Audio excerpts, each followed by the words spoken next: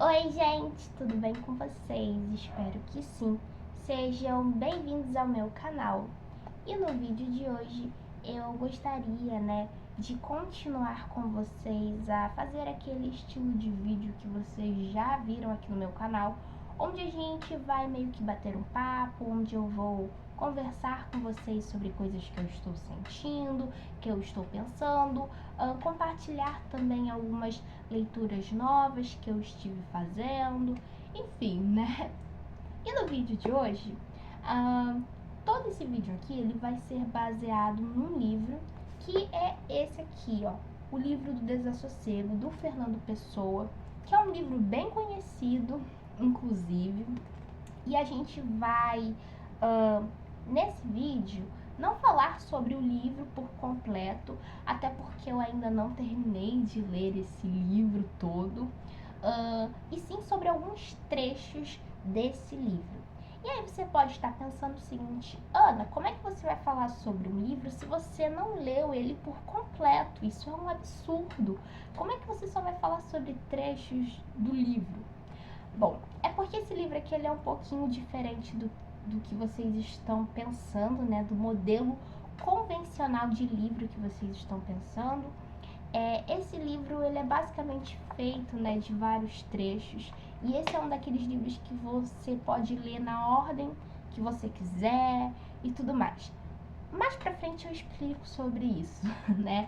Mas basicamente esse é um daqueles livros que não tem tanta importância assim você ter lido ele por completo e por inteiro para que você então possa adquirir um sentido sobre o livro. Na verdade, esse é um daqueles livros, né, que ele fala sobre tanta coisa, são tantos pensamentos, tanta coisa que, né, e ele tá numa ordem super, né, bagunçada e tudo mais. Então, basicamente não importa muito você ter lido o livro por inteiro e nem vai fazer tanta diferença assim. Bom, depois eu explico melhor o que eu tô dizendo agora, isso não tem tanta importância por enquanto. Bom, então, como eu falei pra vocês, eu vou trazer algumas reflexões baseadas em alguns trechos desse livro. E além disso, né, antes de mais nada, eu gostaria de conversar com vocês sobre algumas atualizações aí da minha vida, né? Como vocês já devem ter percebido, eu não tenho gravado tantos vídeos aqui pro canal, já faz um tempinho que eu não posto vídeo. E bom, basicamente porque, né, a gente vai crescendo, vai tendo mais compromissos, tudo mais. Então meio que a gente não tem tanto tempo quanto a gente gostaria de ter. É basicamente aquela velha ideia, né? Quanto mais você cresce, mais compromissos, que é igual a menos tempo. E bom, consequentemente eu tô tendo menos tempo para poder ficar gravando vídeo, e também não estou tão nos meus dias mais criativos. Eu até diria que falar e pôr apenas a culpa no simples fato de que eu não estou tendo tempo é mentira, porque eu realmente estou sem criatividade para falar sobre algum tipo de assunto de vídeo novo e tudo mais. Eu diria até que esse vídeo aqui está sendo uma exceção, a ideia desse vídeo está sendo uma exceção, mas enfim. Bom, e aí, gente, eu acho que talvez o fato de eu já não estar postando tantos vídeos assim fez com que algumas pessoas deixassem de seguir o meu canal, e tá tudo bem, isso é normal. E outra coisa também que eu acho que motivou algumas pessoas terem se afastado, dito um adeus para esse canal aqui, é por causa que o meu último vídeo, né, que eu postei, ele teve um tom bastante pessimista, eu diria. E eu vou tentar, vou dizer aqui pra vocês, eu vou tentar não ser tão pessimista nesse vídeo, mas vai ser um pouco impossível, né, até porque a gente vai falar sobre Fernando Pessoa, e se tem um autor pessimista, esse aqui provavelmente ele é um autor pessimista. Fernando Pessoa é pessimista.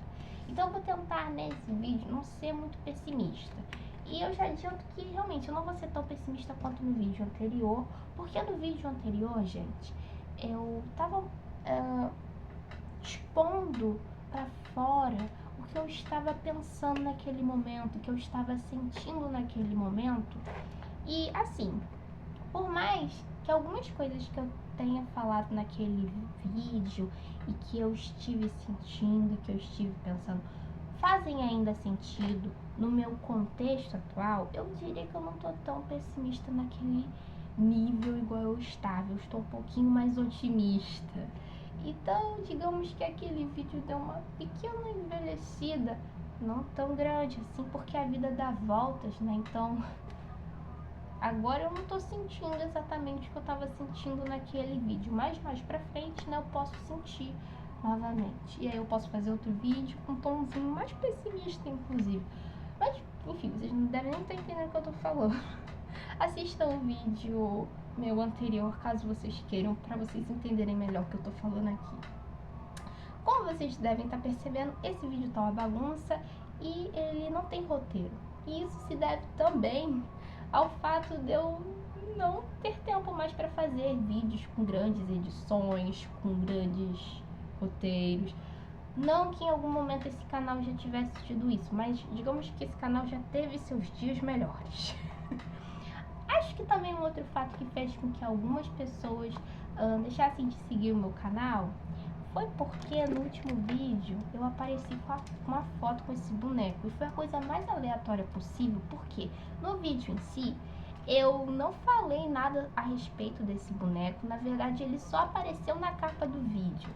E antes que alguém pense alguma coisa, esse boneco aqui é um Max Steel. Ele não é nada demais, apesar dele ser muito feio, muito horroroso. Ele é um Max Steel. E, bom, quando eu fiz aquele vídeo eu tinha acabado de ganhar esse boneco. E aí, enquanto eu estava tirando a minha foto para poder colocar na capa do vídeo, eu pensei, por que não tirar uma foto minha com esse boneco? Assim, de forma super aleatória, até porque o vídeo não tinha nada a ver com esse boneco, tinha nada a ver, mas eu quis tirar uma foto com esse boneco e eu acho que isso assustou uma galera aí que acabou saindo do meu canal achando que esse boneco aqui era alguma coisa. Mas, gente, ele é só um Max Steel. Bom, deixa eu ver onde eu coloco. Coloquei ele aqui. Tá. Mais atualizações aí pra vocês. Em alguns vídeos meus anteriores, vídeos mais antigos, eu falei, né, que eu estava começando a escrever um pequeno diário. Isso aqui não é bem diário, eu chamo mais de caderno de surtos ou Twitter analógico, porque basicamente aqui é o local onde eu coloco o que eu estou sentindo, da forma como eu quero, entendeu? E isso aqui é um pouquinho tóxico. Esse caderno é meio tóxico. Mas, enfim, isso aqui é muito bom, gente. Realmente, você, quando escreve o que você sente, o que você pensa naquele momento, isso dá uma aliviada. Então, é uma atividade, inclusive, que eu recomendo para vocês fazerem. E sim, eu terminei o meu primeiro caderno. Eles são bem pequenininhos, inclusive eu já fechei ele. E agora, gente, eu já estou com outro caderno, que tá bem aqui. E é isso. Essas são as minhas atualizações do meu presente. Mas vamos voltar aqui então às nossas reflexões e a falar sobre o livro do Desassossego. Bom, esse livro é um daqueles livros que eu poderia chamar de livro instagramável, até porque o Fernando Pessoa, tal qual Clarice Lispector, que é uma das pessoas mais citadas no Instagram, né, com várias frases, inclusive frases que nem sequer são propriamente da Clarice Lispector, mas que são atribuídas a ela, enfim. O Fernando Pessoa, tal qual a Clarice Lispector, é um desses autores, né, que tem aquelas frases que nos impactam, que fazem a gente já começar o nosso dia pensando, que fazem a gente refletir a nossa vida, que faz a gente se identificar, né? E por isso que surge aquela vontade da gente tirar uma foto e postar no Instagram. Então, é por isso que eu chamo esse livro aqui de um livro instagramável, apesar dele ter sido escrito há muitos e muitos anos atrás, quando essa ideia de existir Instagram nem sequer existia. Mas enfim, esse livro é bem famosinho. O Fernando Pessoa, ele não é brasileiro, ele é um autor português, né? E ele ficou bem conhecido porque quando ele escrevia, ele não publicava os seus livros com o seu nome original, né? Com o seu nome Fernando Pessoa. Seu nome original, ok, vamos aceitar isso. Mas ele não publicava os livros com o próprio nome dele, e sim com heteronônimos. Enfim, eu acho que se chama heteronônimos. É heteronônimos? Vamos aceitar, qualquer coisa eu corrijo por aqui. Mas, basicamente, né, o heteronônimo, ele não é a mesma coisa que pseudônimo, porque pseudônimo é quando o autor escreve um livro e ele tenta esconder, né, que a sua pessoa, né, e por isso ele atribui um nome fictício, né, um nome inventado, para dizer que aquele livro seria a autoria daquele nome fictício que não existe. Isso é o pseudônimo. Mas o heteronônimo é quando um autor ele faz ali um nome fictício, como por exemplo, esse livro é atribuído a um tal de Bernardo Soares. Só que o autor ele vai mais além, ele dá vida a esse, entre muitas aspas, pseudônimo. E aí, por isso ele vira um heteronônimo, sabe? Não sei se eu tô explicando certo, mas basicamente esse nome fictício ganha uma vida própria, com personalidade própria, com uma forma de pensar muito própria, que a gente poderia dizer, inclusive, que se diferencia, talvez até mesmo, da do próprio autor. É como se esse nome fictício, essa pessoa fictícia, fosse uma persona, sabe? Uma parte da personalidade do autor. Entende? É como se o Bernardo Soares ele fosse uma parte do Fernando Pessoa. Vocês estão entendendo? Não sei se vocês estão entendendo, mas tudo bem. Bom, e o Fernando Pessoa, como eu disse pra vocês, ele ficou muito conhecido por fazer isso. E vários livros dele são escritos com vários heteronônimos diferentes. Eu tô com muito medo porque eu tô achando que eu tô falando errado, mas enfim. Bom, e como eu falei pra vocês no início do vídeo, né, esse é um daqueles livros que eu até chamo ele de Café com Deus Pai, versão aprimorada. Vocês já devem conhecer, né, o Café com Deus Pai, é um livro famosinho, né, que bombou aí nas redes sociais, enfim. É um livro voltado para um nicho muito específico, né, de pessoas que são evangélicos, né, para esse público direcionado. E qual é a proposta do Café com Deus Pai? É que é um livro que ele tem, digamos assim, aproximadamente 365 capítulos, posso chamar de assim? Mas enfim, é um livro que ele é separado, né, pela quantidade de dias do ano, e a ideia é que você leia uma página do livro a cada dia do ano. Isso é a ideia do Café com Deus Pai. E eu poderia dizer que essa mesma lógica pode ser atribuída para o livro do Desassossego, porque esse é um daqueles livros que você não lê uma história específica. Ele não tem aqui uma narração, uma história fictícia, um enredo propriamente dito. E ele também não tem aqui uma exposição, né, linear, certinha das ideias do autor. sabe? Não é como se o autor estivesse dando a opinião dele em capítulos super delimitados e que tem um raciocínio lógico seguido super completinho. Nesse livro aqui do Fernando Pessoa, basicamente são várias partes, sabe? Vários pequenos trechos. Então você tem textos que são grandes, como por exemplo esse aqui, que ocupa uma página. Mas, às vezes, você vai ter uns que são simplesmente uma frase. E todos eles estão separados por números. Que eu não saberia dizer o que exatamente significa esses números. Seriam capítulos? Acredito que não. Mas, enfim. E aí, a ideia, gente, é que quando você vai ler esse livro, você não leia ele em ordem certinha, ou que você leia ele de uma vez só. A ideia é que você separe realmente um ano por completo e que você leia os trechos dele a cada dia, sabe? Igual você faz com o Café com Deus Pai. E você pode seguir a ordem que o livro te dá, ou você pode seguir a sua própria ordem. Então você pode simplesmente abrir o livro em qualquer página e escolher aqui algum desses textos e ler, sabe?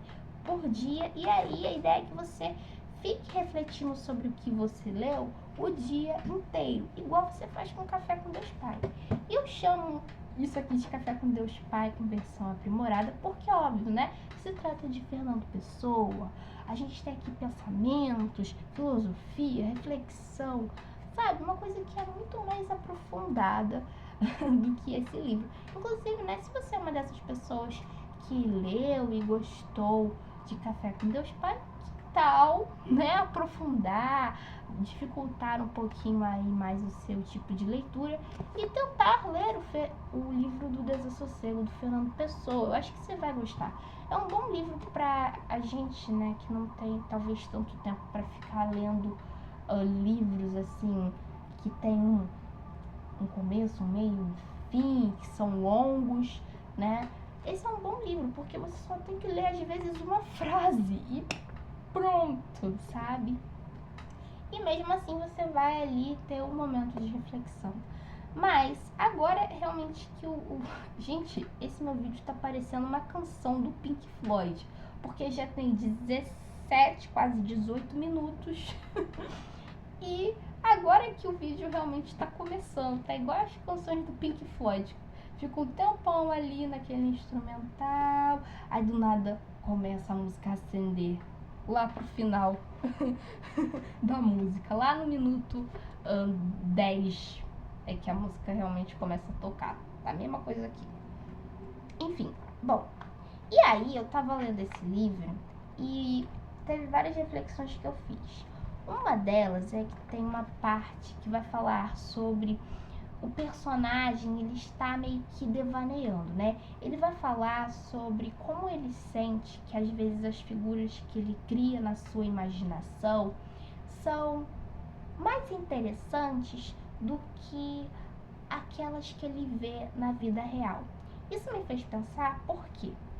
Eu sou uma pessoa que eu me considero que devaneia bastante, sabe? Que tem esse costume de ficar devaneando. Você pode talvez estar se perguntando sobre o que é devanear, né? Devanear, gente, é uma palavra para sonhar acordado.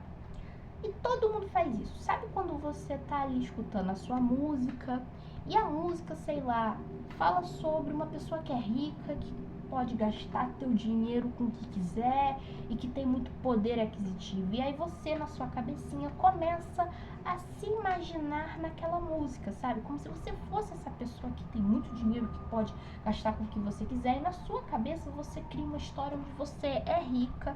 Na verdade, você cria uma outra realidade onde você é rica, onde você pode, sei lá, viajar de avião para Paris e em seguida ir para Tóquio, no Japão, e gastar seu dinheiro em uma marca de luxo, sei lá, entende?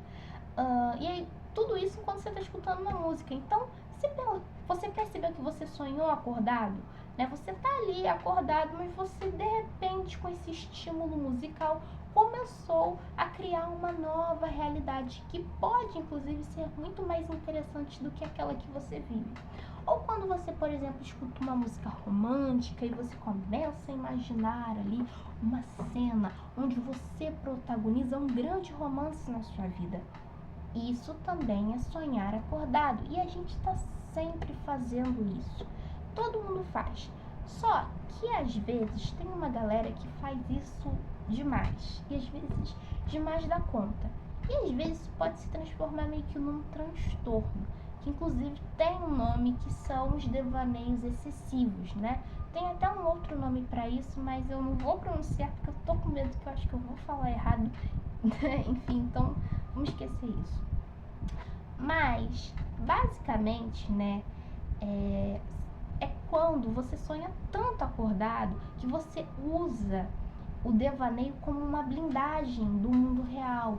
Então, o mundo real parece já não fazer mais sentido, parece não ter tanta graça. Então, você vive o tempo todo trancado em si mesmo, sonhando, pensando nessa outra realidade. E aí você pode ficar criando histórias e adentrando nelas, né? Onde você, sei lá, é uma pessoa super rica, onde você se apaixona por uma pessoa super interessante e coisas do tipo, sabe? E aí é quando a coisa fica meio complicada. Tem um personagem muito famoso da literatura que se encontra no livro Noites Brancas do Dostoiévski, que inclusive eu já citei aqui no meu canal e eu digo que é meu livro favorito, que ele é conhecido por ser esse personagem que está sempre devaneando. E a gente até poderia dizer que ele vive nesse estado de devaneios excessivos. E a gente pode até dizer que ele sofre com esse mal, o que afeta ele, né, a ter relações pessoais com, relações sociais com outras pessoas e inclusive, né, até tentar entender a própria realidade, né, porque de tanto que ele fica criando, né, esses mundos alternativos, isso acaba de certa forma impactando em como ele vê o mundo real. Então ele começa a confundir as coisas, sabe? Confundir o que é real e o que está no imaginário dele. E eu vou dizer, eu também sou assim, às vezes eu me identifico com isso, sabe? Às vezes a minha vida tá tão sem graça que eu simplesmente começo a imaginar um mundo mais interessante, né? E fico fugindo pra isso. Mas é aquilo, né, gente? A gente tem que ver na dosimetria, se isso tá fazendo mal, se isso tá afetando, aí é caso, né, da gente tentar procurar uma ajudinha, né? Mas enfim. Bom, e aí, lendo esse trecho que fala justamente sobre devaneios, eu fiquei pensando bastante sobre isso. Eu vou ler isso para vocês aqui. Vamos lá. As figuras imaginárias têm mais relevo e verdade que as reais. O meu mundo imaginário foi sempre o único mundo verdadeiro para mim. Nunca tive amores tão reais, tão cheios de verve, de sangue e de vida como os que tive com figuras que eu próprio criei. Que leais! Tenho saudade deles, porque como os outros passam. Bom, gente, eu interpretei essa parte como talvez falando de devaneios, né? Ou pode ser também sobre idealizações. Sabe quando você idealiza que uma pessoa ela é de uma certa forma, só que ela não é exatamente daquela forma como você idealizou? Então, pode ser também isso. Mas eu prefiro pensar que o autor ele está falando sobre devaneio, sabe? Essa coisa de você ficar criando, né, coisas imaginárias na sua cabeça, um mundo imaginário com figuras próprias, sabe? Figuras que têm uma vida, que elas são, parece que reais, sabe? Que são interessantes, que são instigantes. E às vezes essas figuras, elas podem existir no mundo real, mas você pega essas pessoas que existem no mundo real, que você vive, e você joga elas para o mundo imaginário e transforma elas em pessoas super interessantes. Aí cai no papo da idealização, sabe? Quando você acaba de conhecer uma pessoa que você achou super legal e aí você começa a idealizar achando que aquela pessoa é muito mais do que ela de fato é. E aí você se prende naquela idealização sua, que a gente até pode dizer que é uma idealização, né, daquilo que você é. Você tá entendendo? Tipo, é que normalmente o que a gente vê e aquilo que a gente gosta ou não do outro corresponde a um espelho da gente, sabe? O outro é um grande espelho de nós, nos dois sentidos, porque ele impacta na gente, mas a gente também impacta no outro, sabe? Inclusive tem até um poema que eu tava lendo do Paulo Leminski que fala sobre isso. Vamos ler ele aqui no vídeo? Bora fazer isso. Mas, enfim. E aí, quando a gente não gosta de uma personalidade da outra pessoa, isso quer dizer que aquela pessoa tem algumas características que você tem e que você não gosta em si mesmo, sabe? A mesma coisa é quando você gosta de uma pessoa. O que você gosta naquela pessoa é um espelho de você. Ou seja, é aquelas características que você tem em você mesmo e que você viu no outro que você gostou. Entendeu? Então, quando a gente idealiza uma outra pessoa, a gente está transferindo mais características nossas para ela naquele nosso mundo idealizado. Por isso que ela se torna tão interessante, porque ela é só uma extensão do nosso próprio eu e daquilo que a gente acredita. Não é o outro de fato. E aí, né, o personagem está falando basicamente sobre isso, que ele tem muitas das vezes saudade desses mundos, porque esses mundos imaginários que a gente cria com essas pessoas imaginárias na nossa cabeça enquanto a gente está devaneando, essas pessoas elas também se vão. Tem uma hora que elas somem na nossa cabeça, mas tem uma saudade, né? Assim como as pessoas reais que existem no mundo real também deixam saudade quando a gente não consegue mais vê-los. Parece papo de maluco, né? Mas podem ficar tranquilo que isso aqui é poesia pura. Como eu prometi para vocês agora que eu falei sobre o poema do Paulo Leminski, inclusive eu anotei no meu caderninho, eu vou ler então para vocês, né? Esse poema se chama Contra Narciso e eu conheci ele assistindo um vídeo do canal Normose, que é um canal maravilhoso, depois vocês vão assistir, galera. Que é o seguinte: em mim eu vejo outro, e outro, e outro, enfim, dezenas, trens passando, vagões cheios de gente, centenas. O outro que há em mim é você, você e você. Assim como eu estou em você, eu estou nele, em nós. E só quando estamos em nós, estamos em paz, mesmo que estejamos a sós. Olha que lindo, né, gente? Basicamente, esse poema fala exatamente o que eu estava contando para vocês, né? Qual é a diferença entre o eu e o outro? Quase que nenhuma. Você já parou para pensar que muitas das suas... Perdão. Você já parou para pensar que muito da sua personalidade vem de outros? Por exemplo, muitas bandas musicais que você deve gostar, muitos gostos, como por exemplo por filmes, por jogos, por séries, enfim, por música e tudo mais, vem por conta da conexão que você teve com o outro. Sei lá, um amigo que você conheceu gostava muito de uma banda, aí você foi lá, ouviu aquela banda, começou a gostar e vocês dois, né, começaram a gostar da mesma banda e gostar dessa banda, de certa forma, começou a fazer parte da sua personalidade. Ou às vezes você conversa com uma pessoa que é muito irônica e aí você começa a pegar esse jeito de falar dessa pessoa, você começa a transmitir bastante ironia nas suas falas. Vocês estão percebendo que o outro e o eu estão super interligados? Porque assim como a gente quando se relaciona com uma outra pessoa, e eu tô falando aqui de pai, mãe, amigo, enfim, qualquer pessoa, a gente impacta na forma como aquela pessoa vê o mundo. A gente molda o mundo daquela pessoa ao mesmo tempo que aquela pessoa molda o nosso mundo. Então, A vida é basicamente uma partilha, né, de ideias, concepções, enfim. E óbvio, isso tem impactos em todo mundo, né? E aí a gente vê o poder das relações sociais. E aí eu fiquei me questionando bastante sobre isso, porque a gente tá perdendo um pouco dessa ideia, né?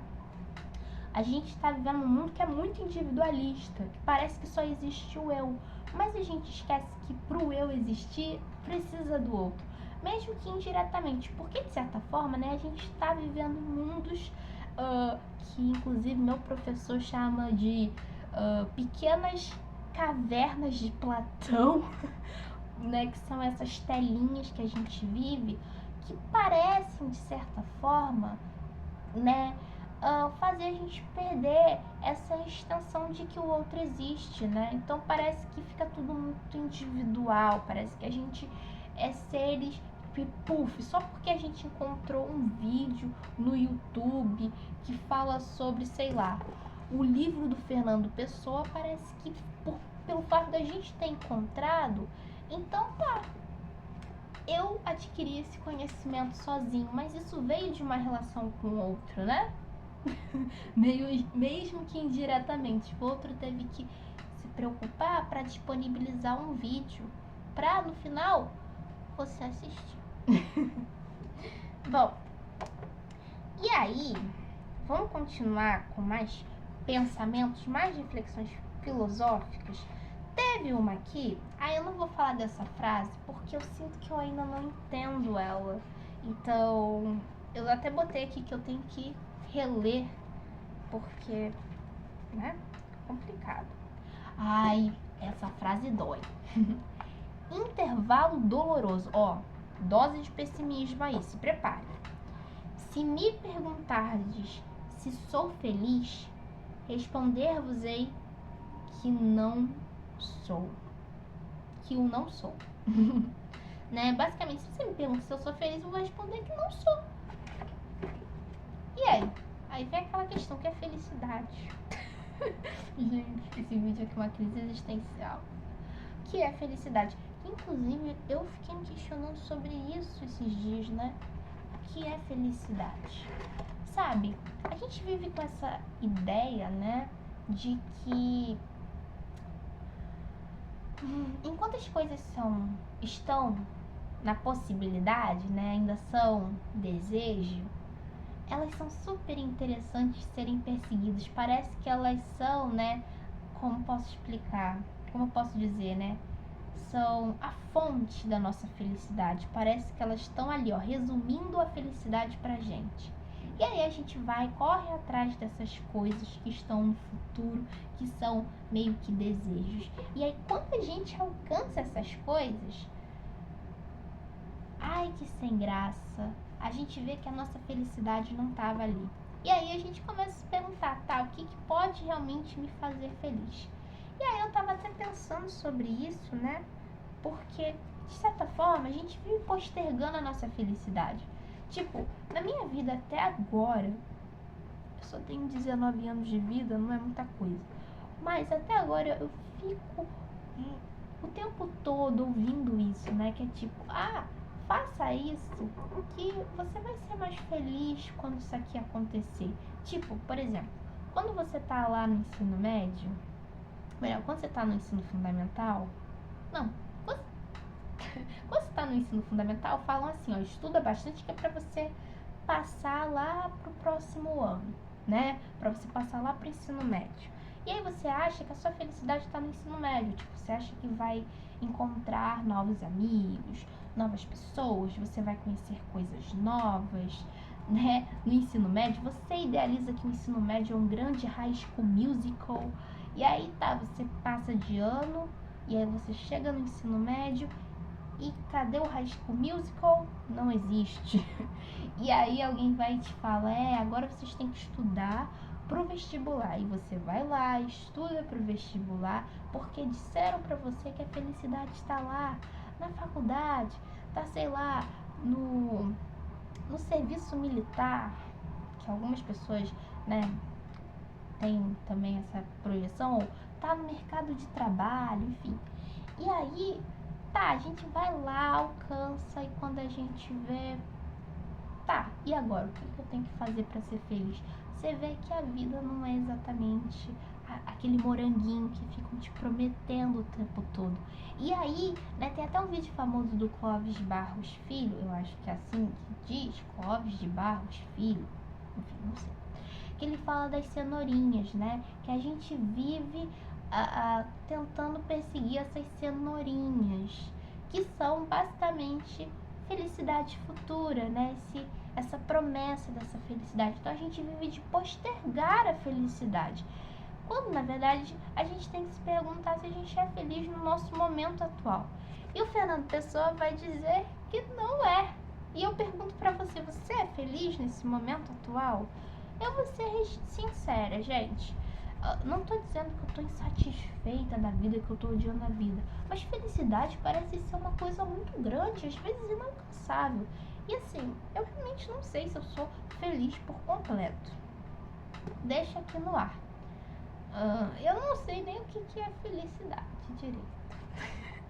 Vamos então para uma próxima reflexão maluca? Esses trechos fazem a gente ficar quebrando a cabeça. Esse aqui é uma frase também. Ó, frase pra você postar no teu Instagram, galera. Litanina. Litania. Oh, meu Deus, que coisa feia. Errando aqui o tempo todo pronúncia. Que coisa feia, Ana. Vamos lá. Litania. Nós nunca nos realizamos. Somos dois abismos, um poço fitando o céu. Acho que cai novamente, né, nessa ideia que eu tava falando pra vocês sobre ficar perseguindo cenourinhas e ficar postergando felicidade. Porque de certa forma isso cai novamente nessa ideia, porque a gente de certa forma nunca se realiza, né? De tanto que a gente posterga essa felicidade, de toda hora que a gente fica querendo essa felicidade futura, a gente nunca de fato se realiza. Então, como é que tá dizendo, a gente é dois abismos, né? Duas coisas vazias, profundas. A gente é um poço, sabe? Um poço fitando o céu. Eu penso até num poço que é vazio, que tá vazio, né? O poço, ele é profundo, ele é vazio, sabe? Ele é vazio, mas ele pode estar um pouquinho cheio, né? O poço. Tem um pouquinho de água ali. Mas o poço, ele nunca tá preenchido por completo. Ele sempre quer mais, ele sempre quer o céu, né? Então, essa coisa de postergar a felicidade, de ficar perseguindo coisas impossíveis que prometem pra gente uma felicidade futura, é complexa. Enfim, reflexões. Como vocês estão vendo, tem várias reflexões. Essa aqui eu vou ter que ler pra vocês, gente. Vou ter que ler essa aqui pra vocês. Essa aqui é o de número 359, que é o seguinte. Essa aqui me fez pensar muito, porque foi muito doido, gente, que tudo isso aqui tá vindo no momento certo. Porque eu fico me questionando, aí eu pego, abro o livro do Fernando Pessoa numa página aleatória, porque isso aqui não tá em ordem, tá? Tá em página aleatória.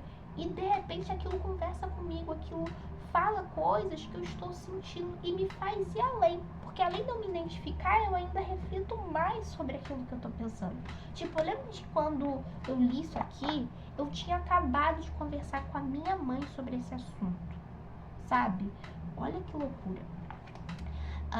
Mas eu tô mentindo aqui, porque não é como se só eu a lista, tá, gente? Vou ser bem honesta. Às vezes eu fico procurando até encontrar o que eu quero.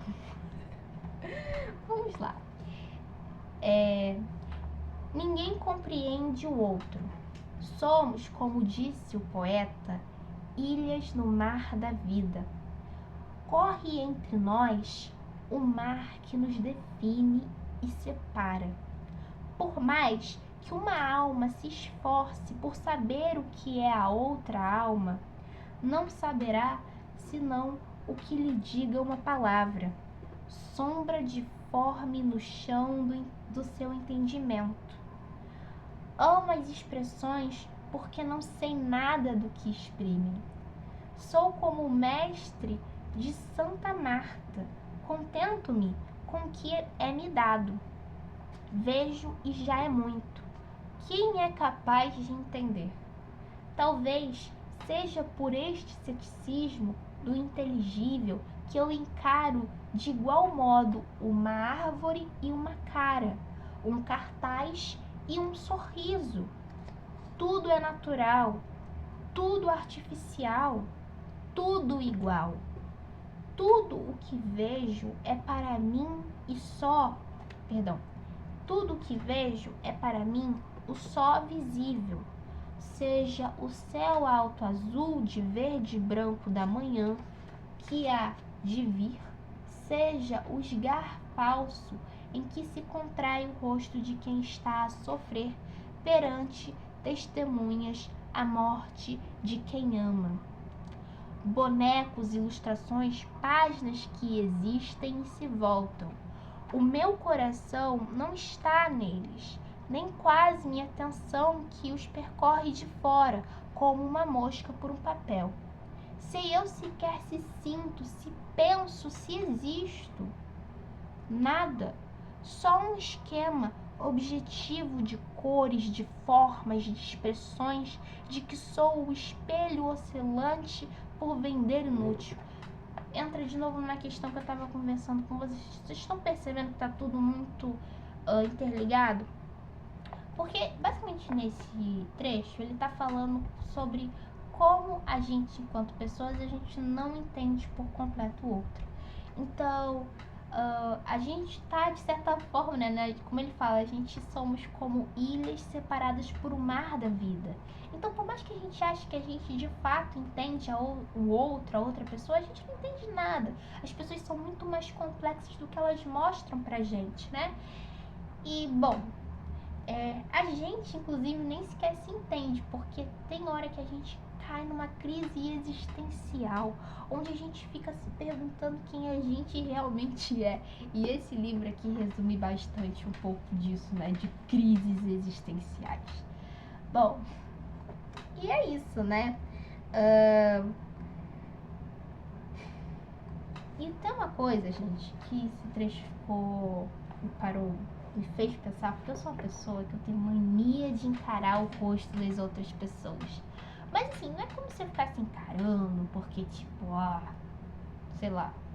Mas é quando você fica tipo só olhando as pessoas, porque você acha interessante. É tipo quando você fica olhando as formiguinhas andando e você fica pensando, tá, o que essa formiguinha vai fazer quando ela encontrar outra formiguinha? Ou o que essa formiguinha vai fazer quando ela chegar próximo daquela árvore? Sabe? E você fica tentando entender. E eu gosto de fazer isso quando eu tô, tipo, na rua. Eu gosto de ficar olhando, tipo, as pessoas passando e ficar tentando ver o que elas vão fazer. Às vezes também quando a gente vê pessoas assim que, sei lá, são estilosas, que são góticas, por exemplo, é uma coisa diferente. Daí a gente fica olhando pra tentar entender como é que aquela pessoa vai se comportar, essas coisas. E ele descreve um pouco disso, né? Eu acho muito legal também a parte que ele fala que muitas vezes ele não lembra exatamente o que uma pessoa falou, mas se perguntar qual foi exatamente a expressão que aquela pessoa fez no rosto, tipo uma piscada de olho, ou coisas do tipo, ou um levantar de uma sobrancelha, o personagem está dizendo pra gente que ele consegue lembrar mais das expressões faciais do que foi dito, né? Eu acho isso muito interessante. Ele fala, né, que tudo é tão artificial e ao mesmo tempo é natural, tudo é tão igual também, né? E ele fica comparando, né, o que seria o humano e o objeto, né?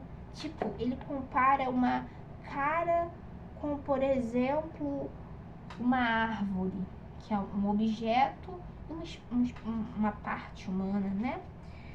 Um cartaz, que é uma folha em branco, e um sorriso, né? O cartaz, na verdade, é uma folha não em branco, né? Mas colorida. Sorriso.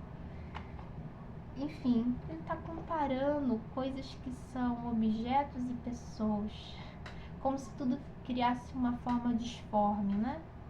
Sem forma. Enfim, gente, acho que eu já falei demais. Já tem aí 45 minutos aproximadamente que eu tô gravando esse vídeo.